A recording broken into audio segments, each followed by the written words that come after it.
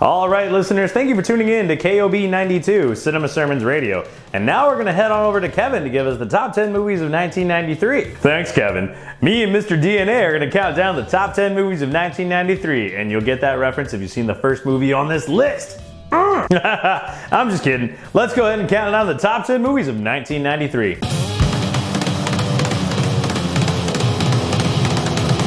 What's up, everybody, and welcome back to Cinema Sermons. My name is Kevin, and today we are counting down the top 10 movies of 1993.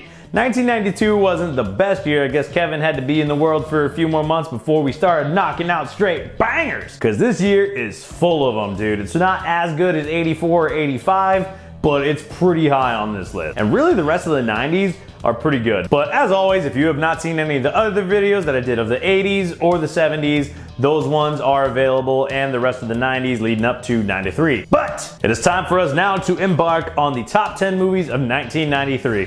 And again, this year was full of bangers, so my list might not resemble yours, and that's okay. Let me know your list down in the comment section below. I would love to see it. Hit the like button and subscribe, and hit the bell notification so you get told when I release a new video. Let's go ahead and hit it. Starting off the top 10 list of 1993 is The Fugitive. This movie stars Harrison Ford and Tommy Lee Jones. Harrison Ford plays Richard Kimball, who is falsely accused of killing his wife, so then he goes on the run. He's hunted by U.S. Marshal, played by Tommy Lee Jones, and it is just a fantastic movie, man. It's always just a good time when you get a good chase movie, and with two high caliber Class A actors like this, man, it's awesome. It's just a fun 90s action movie, and it comes in for us at number 10. I didn't kill my wife. I don't care.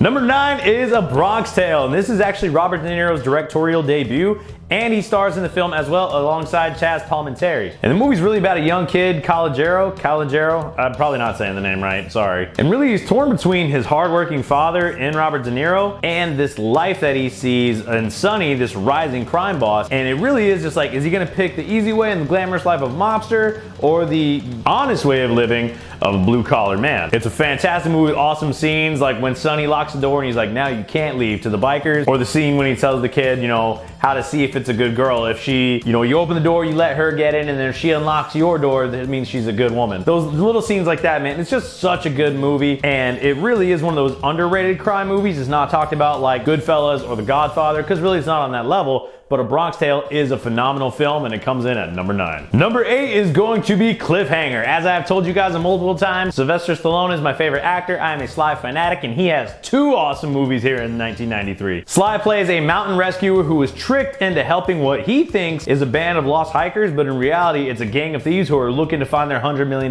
loot. It is just a non-stop action thriller. It really helped Stallone's career when he was in a little bit of a slump, and it is a Sly Stallone classic, easily one of his best movies of that decade. All the cheesy one-liners and awesome action that you want from a 90s film, especially with Sly at the helm, and it comes in for us at number 8. Number 7 is a fantastic film, and according to IMDb is the best movie of 1993. However, it's this low on this list because it is a very difficult watch, and that is Schindler's List. This is from legendary director Steven Spielberg, and it stars Liam Neeson. This movie is the story of Oskar Schindler, who was a German during World War II and helped get a bunch of Jews out of Nazi Germany and get them to freedom. It is a true story. The film ends with the descendants and the survivors of the Schindler Jews, and it really is a fantastic movie. Like I said, it's directed very well. It is a well-made movie, and with just incredible acting. Liam Neeson, Ben Kingsley is in it. Just a great cast. I believe Ray Fiennes is in it as well. But man, it is just a tough movie to watch. It's a hard part of history to revisit, but it is an important part of history because those who fail to acknowledge their history are doomed to repeat it. So it's a great movie. Like I said, IMDb says it's number 1, but for me, it comes in a little bit lower at number 7 because it is so hard to watch. I can only watch it every once in a great while, but it is an amazing movie, and it absolutely makes the top 10. Coming in at number 6, though, is one of the best feel-good movies ever, and that is Cool Running. This is the story of the Jamaican bobsled team for the Olympics. It is a true story, and Disney produced this film, and it stars the amazing John Candy, just a wonderful cast. It has so many great scenes. I have not met one person ever who dislikes this movie. If you don't like this movie, you don't have a heart, dude. You know, obviously Jamaica is not known for their snowy and cold weather, so it has this group of guys who want to be track athletes and make it to the Olympics, but the only way they can is through a bobsled team. So they still go to the Olympics, they compete, representing their country on the world's biggest stage. It has so much heart, it has a ton of laughs. It is one of the ultimate feel-good movies. If you're in a bad mood, go ahead and watch Cool Runnings. I guarantee you will feel better by the end.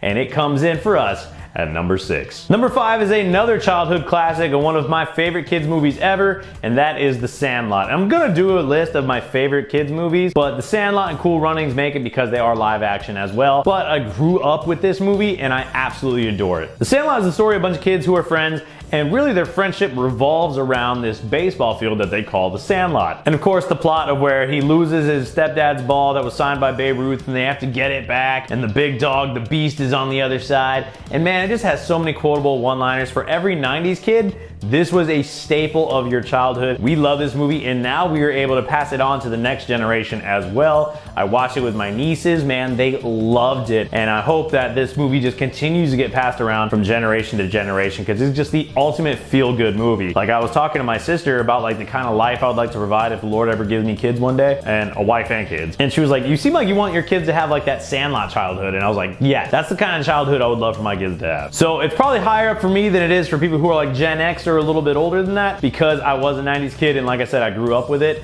But it is absolutely one of my favorite movies. I own it on Blu-ray, and it comes in at number 5. But coming in at number 4 for us is Demolition Man, the second Sly Stallone film on this list. It stars Stallone, Wesley Snipes, and Sandra Bullock. Sly plays a cop named John Spartan, and Snipes plays, I almost said Joaquin Phoenix. Snipes plays Simon Phoenix, a notorious criminal, and they like went back and forth at each other in the 90s.